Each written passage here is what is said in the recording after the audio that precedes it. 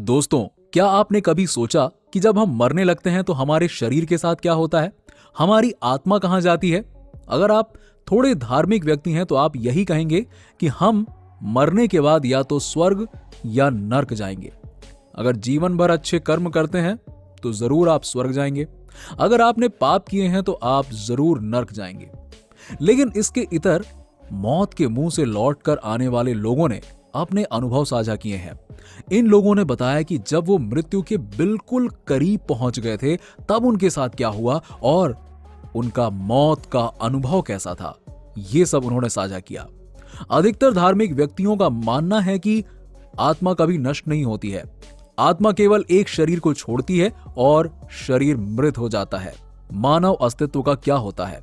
क्या आत्मा पृथ्वी पर भूत प्रेत के रूप में भटकती रहती है या फिर मानव अस्तित्व के परे कोई और दुनिया है जो अस्तित्व में है?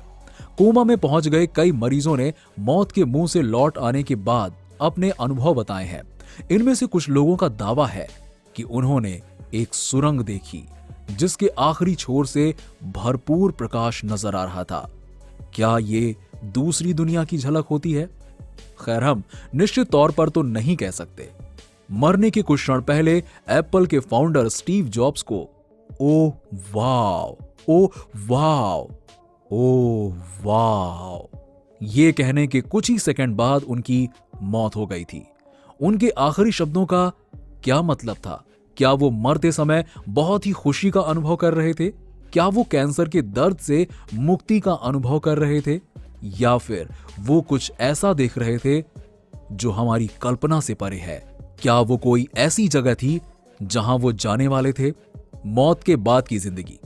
दोस्तों, मानव का स्वभाव होता है कि वो मौत से डरता है। यहां तक कि वो मौत पर बात करने से भी डरता है और मौत के बाद होने वाले घटनाक्रमों से भी। जबकि हम सबको पता है कि मानव इतिहास में अमरता तो किसी को हासिल हुई नहीं है। तो फिर ये डर कैसा? ये भय कैसा? क्या मौत से भागने की हमारी आदत, मौत से सामना न कर पाने की हमारी अक्षमता हमारे बुढ़ापे में हमारी स्थिति को और दयनीय नहीं बनाती है? ऐसे में क्या पुनर्जन्म की अवधारणा एक और उम्मीद नहीं बांधती है? शरीर से बाहर आने का अनुभव।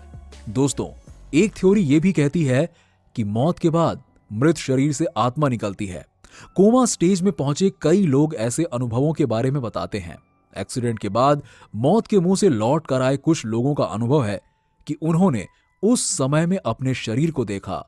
इससे भी यही लगता है कि आत्मा और शरीर दो अलग अलग चीजें हैं। एक जो क्षय हो जाती है और दूसरी कभी न खत्म और नष्ट होने वाली आत्मा।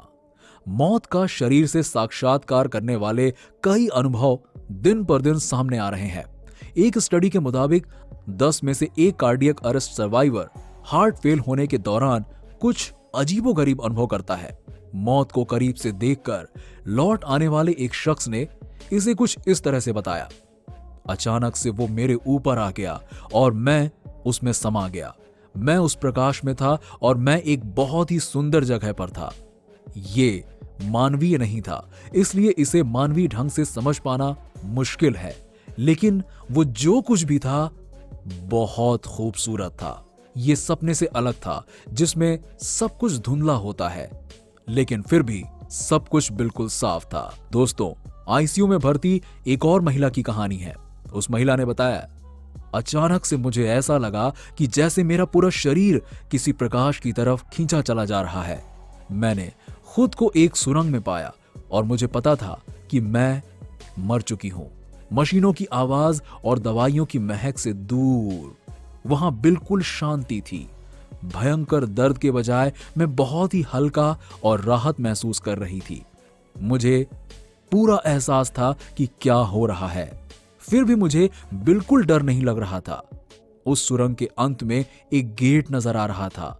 इसके बाद मैं आईसीयू में जाग चुकी थी और मुझे नहीं याद कि उसके बाद क्या हुआ। सवाल यह भी है कि आखिर वैज्ञानिक क्या कहते हैं।